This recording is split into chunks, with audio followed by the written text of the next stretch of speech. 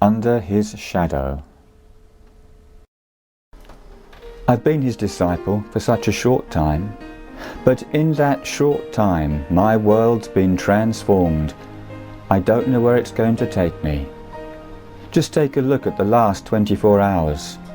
All day we'd been on the Galilean shore. Huge multitudes from all over the place. Many had walked miles upon miles, others had come by boat. I'd anchored ours just offshore. There were so many people that Jesus used it as a pulpit, standing at the stern. It was incredible. Everyone that was there seemed to be hearing everything that he said with no difficulty. Parable after parable he taught. He made the scriptures so clear. His speech reached the heart of everyone that hearkened to his words. Some were just healed in the listening. We all wanted to hear more, and were surprised when the sun began to dip beneath the mountain top and the evening cool brushed our faces. Jesus finished his preaching and said for us to pass over to the other side of the sea. The multitude dispersed, and some got back into their own boats and set sail with us. It was a beautiful evening, a perfect end to the day. The cool had settled in fast, and we wrapped up warmer. But Jesus came as he was. He didn't seem to feel the cold. In fact, nothing ever seemed to trouble him. It was as though he was living in another world, giving us glimpses of a different reality. Anyway, he retired to the hinder part of the ship, closed his eyes and slept. Just that quick.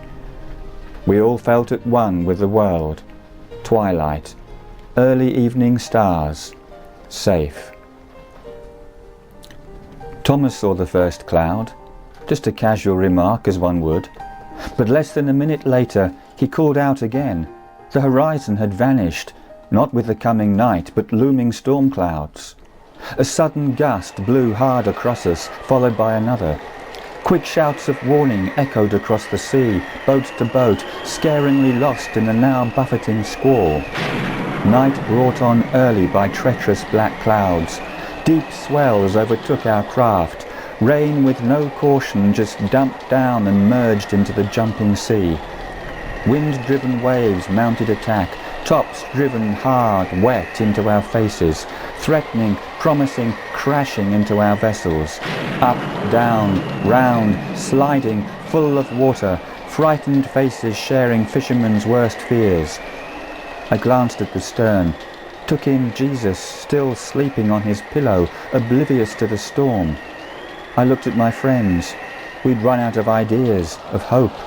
We'd failed him and ourselves. Unspoken agreement had us moving hand on hand to his sleeping form. I'm holding on to some rope for my very life, balancing my weight against the mounting, falling deck, expecting him to scramble up and do what? All this talk of the kingdom of heaven, worthless. I felt an anger and resentment that matched the tempest. I urgently shook his shoulder, woke him. "Master, carest thou not that we perish?" I swear to you, the moment he awoke, the boat stopped rocking. My fear, the great billowing storm, had not touched him. Instead, inner tranquility conveyed itself outwards. He was the master, nothing else. That moment he woke, he looked at me, not with reproach, but as though he abode in the kingdom of heaven and had just opened the door for me to come in. I forgot the storm. Love for this man had replaced fear. The guilt of my resentment battling awe of his complete command. I let go of the rope, safe in the presence of his utter knowledge of supreme power. He stood, reached out with outstretched arms. "Wind, behave. Peace, be still." The wind ceased, and there was a great calm. The wind, the rain, the mighty sea swell, all suddenly gone. How? Where? I looked down at my feet. The boat was empty. dry. We looked at each other, hearts racing with fear of a different kind. It was as though the storm had never been. He turned round, spoke to us. Why are ye so fearful? How is it that ye have no faith? Have you ever shared witness of the impossible? We whispered amongst ourselves, what manner of man is this, that even the wind and the sea obey him? He looked at me again, both reading and guiding my thoughts. His words at the seashore came back to me as if we were both back there barely 2 hours ago. Whereunto shall we liken the kingdom of God? Or with what comparison shall we compare it? It is like a grain of mustard seed, which, when it is sown in the earth, is less than all the seeds that be in the earth. But when it is sown, it groweth up, and becometh greater than all herbs, and shooteth out great branches, so that the fowls of the air may lodge under the shadow of it.